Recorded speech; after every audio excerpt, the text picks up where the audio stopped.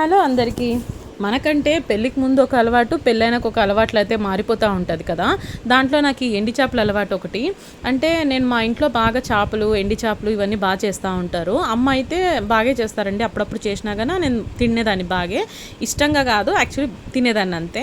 So తర్వాత ఏమైందంటే పెళ్ళైపోయినాక ఇంకా నేను తినేద్దాం మానేశాను. ఎందుకంటే మా అత్తోళ్ళ ఇంట్లో ఎవరు ఎండి చేపలు చేసుకోరు, దాని స్మెల్ గానే పడదు వాళ్ళకి. ఇంకా అట్లా అయి తినడం మానేశాను అనమాట. మళ్ళీ తర్వాత అప్పుడప్పుడు ఇంటికి అమ్మ దగ్గరికి వెళ్ళేటప్పుడు అంతా ఎండి చేపలు బాగా చేసి పెట్టేవాళ్ళు నాకు. అప్పుడు తినేదాన్ని అంతే. తర్వాత ఒక 4 to 5 years బ్యాక్ నుంచి ఏమైపోయిందంటే నేను అసలు పూర్తిగా ఎండి చేపలు తినడమే మానేశాను. అట్లా అయిపోయి ఇప్పుడు నాకే ఎండి చేపలు పడట్లేదు. ముందు నుంచి అలవాటు ఉండేదాన్ని, ఒక 5 years నుంచి తినడం మానేస్తేనే అలవాటు పోయేసిందనమాట నాకు.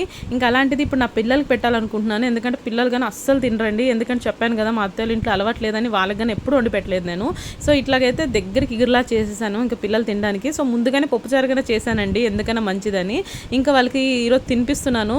నేను కానీ వండింది ఇదే ఫస్ట్ టైము. బాగా కుదిరింది, కానీ ఎందుకో తినబుద్ధి అవ్వలేదనమాట. వీడేమో ముద్దకి నీళ్ళు, వాడేమో నాకు వద్దమ్మా అని వాడు